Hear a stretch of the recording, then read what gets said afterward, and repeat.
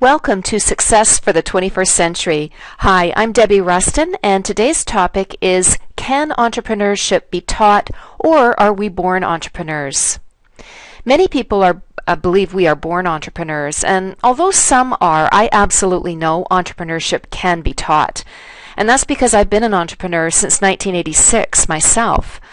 When I started out, I had absolutely no background in being self-employed, and as I look back on a 27-year career, there are some things that I've learned along the way that have really shortened my learning curve. So there's steps that every entrepreneur must go through. You must have a strong reason why, and we call that your why. So a strong why to become an entrepreneur.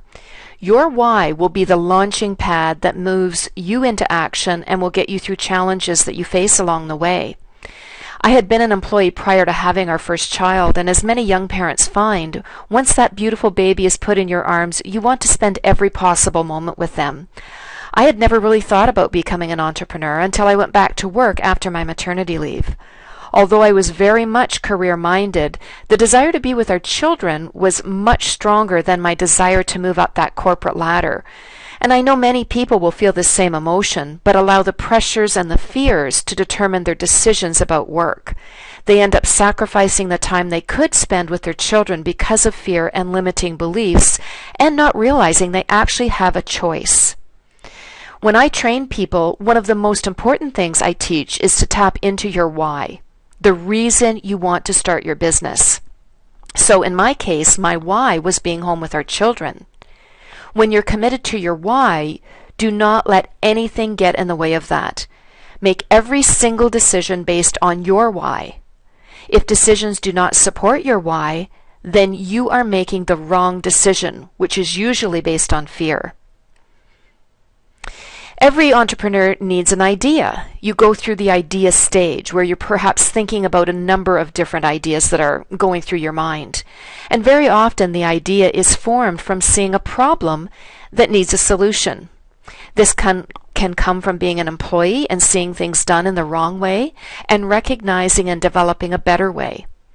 It can also come from being a consumer looking for something that maybe doesn't exist yet. Another way is having a passion for something that you want to make your life work.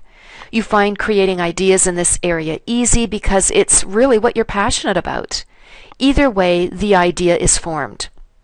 The key in business is to do something you absolutely believe in and have a passion for, and then it doesn't feel like real work. You've also got to be willing to take risks. Something every entrepreneur must understand is learning to take risks is part of being self-employed. The alternative is to work your entire life with ideas inside you that are never acted upon because you are too afraid to step out of your comfort zone and take a risk. Playing it safe in life is how society has actually been conditioned to think. Taking a step to become self-employed means being willing to step out of the norm and accepting that risk is simply part of the process. You've also got to understand that capital will be required. I recently coached a young entrepreneur who has a remarkable idea that will do very well in a growing market. She is stalled, however, because of two things. She is holding on to the security of a paycheck and doesn't have the money to invest in inventory that she requires to run her business. Business owners do not save up capital to invest. Business owners understand that capital will be required, and then they decide where they're going to raise that capital. That could be banks, investors, credit unions, loans, line of credit, etc. Anyone that thinks they can start a business without capital is thinking from an employee mindset.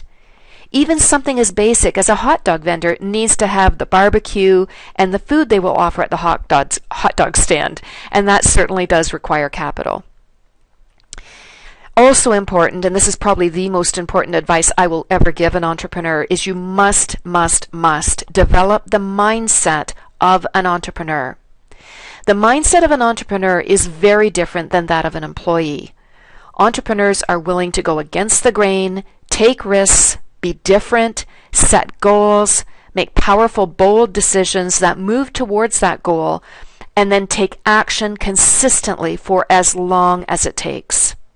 So we don't put a time frame on things, although we are shooting towards specific time-sensitive goals. But, even if a challenge comes up and you don't meet that goal, it is important to understand to be consistent and persistent and be in the game for as long as it's going to take. You also have to have a commitment to continued learning. Things change. That is part of life. It's part of business. So you need to be a continual learner. Many people in society think it's up to employers to pay for their training. Reading, seminars, conferences, audios, masterminding, podcasts like this, mentorship, are all ways to continue to learn. Entrepreneurs take full responsibility for and invest in continued learning.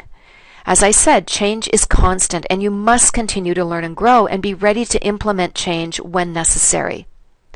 This is necessary regardless of whether you are an employee or you are self-employed. Continue to learn and grow. Take it on as your own personal responsibility and realize that change is just simply part of life. You can be a victim of change, or you can be ready to embrace it when it comes, and it is going to come. One way or another, change is constant. Also, you want to be solution-oriented. As I said, challenges will come up. Know that there's always a solution of some sort, and don't allow yourself to get derailed. Stay calm and learn to ask yourself better questions. When you learn to ask yourself better questions during a challenge, you will see things from a different perspective. You will see new options and solutions that you wouldn't see if you were frustrated. If you're considering becoming a business owner, realize that you will have to make changes in your thinking, you will have to take risk, you will have to raise capital, you will need to be solution-oriented and take full responsibility, continue to learn and grow, and become the leader you are capable of. It isn't always easy, but in comparison to being an employee building someone else's dream, I can tell you from my almost 30 years experience, there is absolutely nothing more fulfilling. Thanks for joining me today. I'll look forward to seeing you on the next podcast, Success for the 21st Century.